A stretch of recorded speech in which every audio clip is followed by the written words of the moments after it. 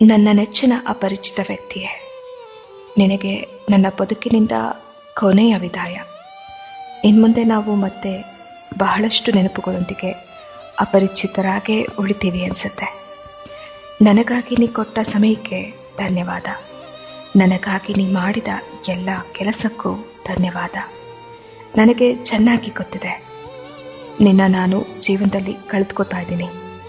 ನಿನ್ನ ನಗು, ನಿನ್ನ ಕಾಳಜಿ, ನಿನ್ನ ಮುಗುಳ್ನಗೆ, ನಿನ್ನ ಮಾತು, ನಿನ್ನ ಪ್ರೀತಿ ಪ್ರತಿಯೊಂದನ್ನು ಸಂಪೂರ್ಣವಾಗಿ ಇನ್ಮುಂದೆ ನಾನು ಕಳೆದುಕೋತೀನಿ.